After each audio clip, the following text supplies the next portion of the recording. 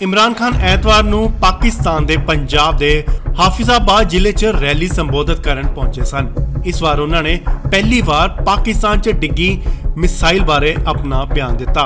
ਉਹਨਾਂ ਨੇ ਕਿਹਾ ਅਸੀਂ ਪਾਕਿਸਤਾਨ ਵਿੱਚ ਭਾਰਤੀ ਮਿਸਾਈਲ ਦੇ ਡਿੱਗਣ ਦਾ ਜਵਾਬ ਦੇ ਸਕਦੇ ਹਾਂ, ਪਰ ਅਸੀਂ ਸੰਯਮ ਵਰਤ ਲਿਆ। ਤੁਹਾਨੂੰ ਦੱਸ ਦਈਏ ਕਿ ਭਾਰਤ ਵੱਲੋਂ ਗਲਤੀ ਨਾਲ ਦਾਗੀ ਗਈ ਇੱਕ ਮਿਸਾਈਲ ਪਾਕਿਸਤਾਨ ਦੇ ਪੰਜਾਬ ਸੂਬੇ ਵਿੱਚ ਜਾ ਡਿੱਗੀ। 9 ਮਾਰਚ ਨੂੰ ਇੱਕ ਭਾਰਤੀ ਸੁਪਰਸੋਨਿਕ ਮਿਸਾਈਲ ਲਾਹੌਰ ਤੋਂ ਲਗਭਗ 275 ਕਿਲੋਮੀਟਰ ਦੂਰ ਪਾਕਿਸਤਾਨ ਦੇ ਖੇਤਰ ਵਿੱਚ ਜਾ ਡਿੱਗੀ, ਜਿਸ ਕਾਰਨ ਉੱਥੇ ਲੱਗੇ ਕੋਲਡ ਸਟੋਰ ਨੂੰ ਨੁਕਸਾਨ ਹੋਇਆ। ਹਾਲਾਂਕਿ ਇਸ ਹਾਦਸੇ ਵਿੱਚ ਕਿਸੇ ਦੀ ਮੌਤ ਨਹੀਂ ਹੋਈ। ਇਮਰਾਨ ਖਾਨ ਨੇ ਐਤਵਾਰ ਨੂੰ ਪਹਿਲੀ ਵਾਰ ਇਸ ਘਟਨਾ ਤੇ ਆਪਣਾ ਬਿਆਨ ਦਿੱਤਾ। ਉਹਨਾਂ ਕਿਹਾ ਕਿ ਅਸੀਂ ਪਾਕਿਸਤਾਨ ਵਿੱਚ ਭਾਰਤੀ ਮਿਸਾਈਲ ਦੇ ਡਿੱਗਣ ਦਾ ਜਵਾਬ ਦੇ ਸਕਦੇ ਸੀ, ਪਰ ਅਸੀਂ ਸੰਜਮ ਵਰਤਿਆ। ਇਮਰਾਨ ਖਾਨ ਨੇ ਐਤਵਾਰ ਨੂੰ ਪੰਜਾਬ ਦੇ ਹਾਫਿਜ਼ਾਬਾਦ ਜ਼ਿਲ੍ਹੇ 'ਚ ਰੈਲੀ ਸੰਬੋਧਿਤ ਕਰਨ ਪਹੁੰਚੇ ਸਨ।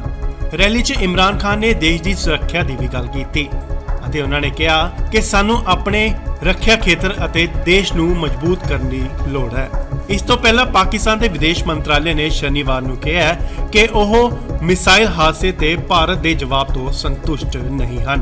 ਪਾਕਿਸਤਾਨ ਦੇ ਵਿਦੇਸ਼ ਮੰਤਰਾਲੇ ਨੇ ਇਸ ਮਾਮਲੇ ਵਿੱਚ ਸਾਂਝੀ ਜਾਂਚ ਦੀ ਮੰਗ ਕੀਤੀ ਹੈ। ਪਾਕਿਸਤਾਨ ਵਿਦੇਸ਼ ਮੰਤਰਾਲੇ ਵੱਲੋਂ ਕਿਹਾ ਗਿਆ ਹੈ ਕਿ ਅਸੀਂ ਜਾਣਨਾ ਚਾਹੁੰਦੇ ਹਾਂ ਕਿ ਭਾਰਤ ਵੱਲੋਂ ਕਿਹੜੀ ਮਿਸਾਈਲ ਦਾਗੀ ਗਈ, ਇਸ ਦੀਆਂ ਕੀ ਵਿਸ਼ੇਸ਼ਤਾਵਾਂ ਸਨ। ਜਾਰੀ ਬਿਆਨ ਵਿੱਚ ਕਿਹਾ ਗਿਆ ਹੈ ਕਿ ਅਜਿਹੇ ਗੰਭੀਰ ਮਾਮਲਿਆਂ ਨੂੰ ਸਿਰਫ ਇੱਕ ਸਧਾਰਨ ਵਿਆਖਿਆ ਨਾਲ ਖਤਮ ਨਹੀਂ ਕੀਤਾ ਜਾ ਸਕਦਾ। ਭਾਰਤ ਜਿਸ ਅੰਦਰੂਨੀ ਜਾਂਚ ਦੀ ਗੱਲ ਕਰ ਰਿਹਾ ਹੈ ਉਹ ਵੀ ਕਾਫੀ ਨਹੀਂ ਹੈ, ਕਿਉਂਕਿ ਮਿਸਾਈਲ ਪਾਕਿਸਤਾਨ 'ਚ ਡਿੱਗੀ ਹੈ। ਅਜਿਹੀ ਸਥਿਤੀ ਵਿੱਚ ਅਸੀਂ ਸਾਂਝੀ ਜਾਂਚ ਦੀ ਮੰਗ ਕਰਦੇ ਹਾਂ ਤਾਂ ਜੋ ਹਰ ਤੱਥ ਦੀ ਨਿਰਪੱਖ ਜਾਂਚ ਹੋ ਸਕੇ।